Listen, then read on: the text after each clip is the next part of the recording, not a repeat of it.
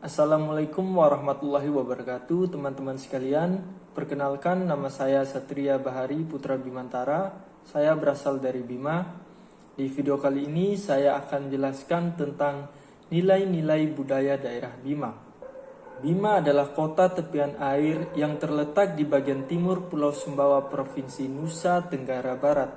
Di sini saya akan jelaskan terlebih dahulu sejarah Istana Bima Asimbojo. Museum Asimbojo memiliki perpaduan gaya arsitektur antara Bima dan Belanda yang menghadap ke arah alun-alun Seram Suba atau yang biasa dikenal lapangan di depan museum.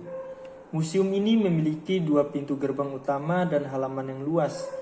Istana Kesultanan Bima ini dibangun sekitar tahun 1927 hingga 1929. Istana Bima Asimbojo ini beberapa kali mengalami perubahan fungsi, terutama setelah wafatnya Sultan Muhammad Salahuddin.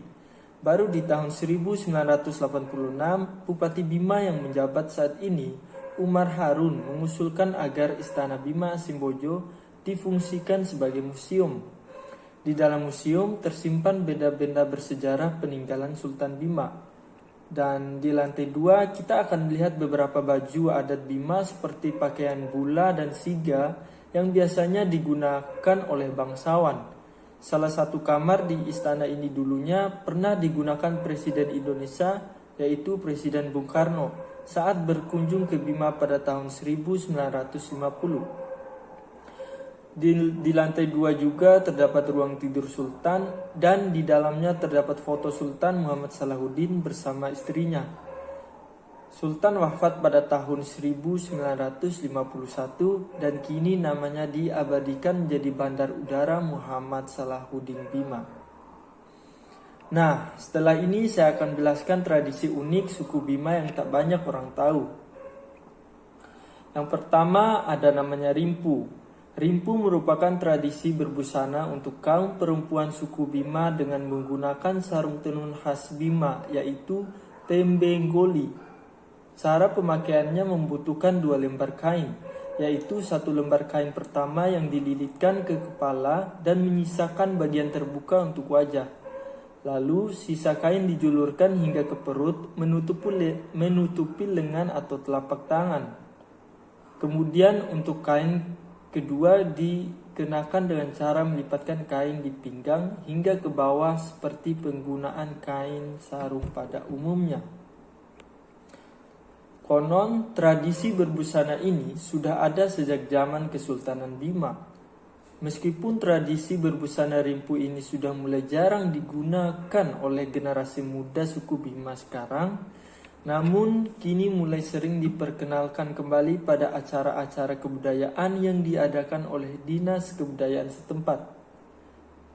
Nah, yang kedua ada namanya Petaka Panca, salah satu tradisi yang masih berjalan saat ini di tengah masyarakat suku Bima adalah Petaka Panca.